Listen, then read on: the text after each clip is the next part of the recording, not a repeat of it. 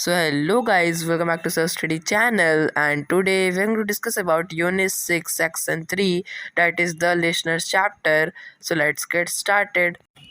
Is there anybody there? said the traveler. तो traveller एक जगह पर आता है, एक जगह वहाँ पर घर होता है, तो वहीं पर वो बोलता है कि क्या यहाँ पर कोई है, ऐसे वो चिल्ला के बोलता है.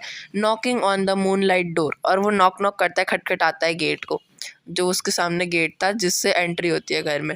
And his horse in silence champed the grasses, मतलब उसका जो घोड़ा है वो उसी समय जैसे जब उसने वो खटखटा रहा था गेट को, तो वो उसका जो घोड़ा है वो चबा रहा था घास को. Of the forest ferny floor.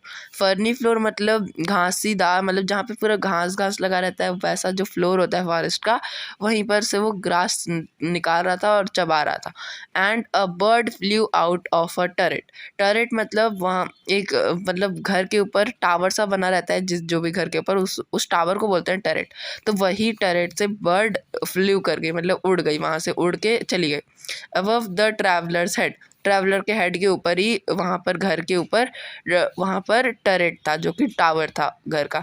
And he smote upon the door again a second time. Smote मतलब होता है स्माइट, स्माइट का ही दूसरा फॉर्म है ये स्मोट, और ये स्माइट मतलब होता है खटखटाना ही होता है. तो फिर वो फिर से ठक ठक करता है, गेट पर नॉक करता है. Is there anybody there, he said. तो उसने वो फिर से बोलता है कि क्या यहाँ पर और कोई है.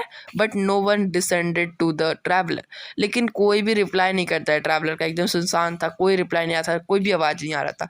No head from the leaf frame sill leaned over and looking into his grey grey eyes. तो इसका मतलब, ये वाले लाइन का मतलब है कि ना कोई आवाज़ आया, ना कोई ऊपर जो खिड़की था वहाँ पे सील, मतलब यहाँ पे विंडो होता है, तो विंडो का एक टाइप है ये सील, उसको सील बोलते हैं. तो वहाँ से वहाँ पे पूरा लीफ से ढका हुआ था वो विंडो टाइप का जो था, और वहाँ से ना किसी ने हेड निकाल कर अपना किसी वो लेशन, मतलब वो जो ट्रैवलर था उसको देखा, ना ही उसने ग्रे आई में देखा. मतलब वो यहाँ पर बस उसको थोड़ा इन्हांस करने के लिए ये वाला लाइन यूज़ करा गया है.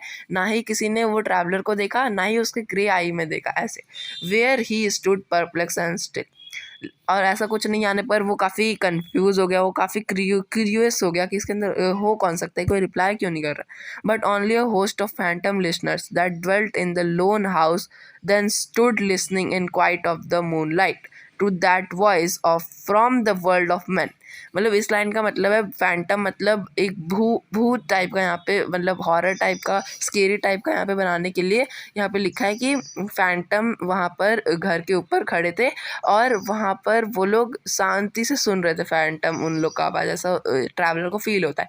Should listing in quite of the moonlight. Moonlight मतलब एकदम फुल मून था और एकदम रोशनी आ रही थी मून की, जहाँ पर आ रही थी वहीं पर से उन लोग देख रहे थे और सुन रहे थे उस ट्रैवलर को. To that voice from the world of man. World of man का मतलब यहाँ पे ट्रैवलर है, तो उसी का वॉइस सुन रहे थे वो ट्रैवलर का. Stood thronging the faint moonbeams on the dark stairs. इस लाइन का मतलब है कि वो लोग, मतलब जो यहाँ पे भूत वर्ड का यूज़ किया गया है फैंटम, तो ये लोग यहाँ पर डार्क स्टेयर्स पे खड़े थे, और ये डार्क स्टेयर्स के ऊपर मून की बीम्स पड़ रही थी, मतलब मून की लाइट पड़ रही थी, जो कि डार्क स्टेयर्स से होते हुए डायरेक्ट एम्प्टी हॉल, मतलब खाली सा हॉल था, वहाँ पर जा रही थी. Hearkening in an air stirred and shaken by the lonely traveller's call. मतलब या इसका मतलब कि ऐसा लग रहा था कि ये जो अकेला ट्रैवलर है, इसने पूरी घर में जो शांति थी वो उसके तोड़ दिया. मतलब वहाँ पे जो भूत लोग थे, वो लोग का जो शांति था उसे तोड़ दिया, उसे उन लोग को हिला दिया. And he felt in his heart their strangeness, their stillness answering his cry. और ट्रैवलर को ऐसा लगने लगा कि उसका जो आवाज़ है उसका आंसर तो नहीं आ रहा, लेकिन उन लोग इतने ज़्यादा शांत है, इतने ज़्यादा स्ट्रेंज थिंग वहाँ पे हो रहा, स्ट्रेंज टाइप का फीलिंग वहाँ पे आ रहा था, वाइब आ रहा था, कि ऐसा लग रहा था कि हाँ उसका जवाब आ रहा है लेकिन वो सुन नहीं पा रहा है. While his horse moved cropping the dark turf. लेकिन उसका जो हॉर्स है वो अभी भी घास ही चबा रहा है वहाँ पे. नीथ द स्टार्ड एंड लीफी स्काई. मतलब बीनीथ मतलब नीचे होता है और नीथ मतलब ऊपर, तो फिर नीथ स्काई मतलब ऊपर जो स्काई है वो पूरे स्टार्स से भरा हुआ था और चारों तरफ पेड़ पौधे थे। For he suddenly smote on the door even louder, लेकिन उसने साहस जुटाया और फिर से डोर पर खटखटाया और इस बार और तेज से चिल्लाया, tell me I came and no one answered that I kept my word, he said. उसने बोला कि उन लोग को बोल देना कि मैं यहाँ पर आया था लेकिन किसी ने मुझे आंसर नहीं करा और मैंने अपना प्रॉमिस निभाया। मतलब इसका मतलब ये है, इस पोएम में ऐसा कुछ दिखाने का प्रयास किया गया है कि ये पहले यहाँ पर आ चुका है लेकिन, और उसने यहाँ पे प्रॉमिस करा है यहाँ पे मैं दोबारा आऊँगा, और वही प्रॉमिस को निभाने वो दोबारा आया और यहाँ पर मतलब अपने बातों को भी इसने रखा लेकिन किसी ने आंसर ही नहीं करा। तो यही एक किसी को बोल रहा है वो कि मुझे बता देना, जो भी है यहाँ पर उसको बता देना कि मैंने अपना प्रॉमिस निभाया, जिससे उसने प्रॉमिस करा था उसको बता देना, ऐसा उसने बोला। Never the least stir made the listeners though every word he spake fell echoing through the shadowiness of still house. लेकिन फिर भी वो जो भी बोल रहा था वो लिसनर सुन तो रहे थे लेकिन उसका हल्का सा भी कुछ एक शब्द भी नहीं बोल रहे थे उन लोग इसका रिप्लाई में। और ऐसा वो जब भी चिल्ला रहा था तो फिर उसका आवाज़ इको हो रहा था पूरे इस घर में। From the one man left awake A they heard his foot upon the stirrup.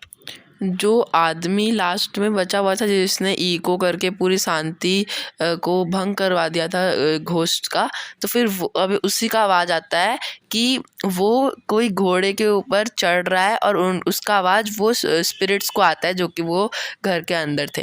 And the sound of iron on stone, और उन लोग को ये भी साउंड आता है कि घोड़े के चलने का, क्योंकि घोड़े के पैर में आयरन का कुछ लगा रहता है तो उसी का आवाज़ आता है उन लोग को।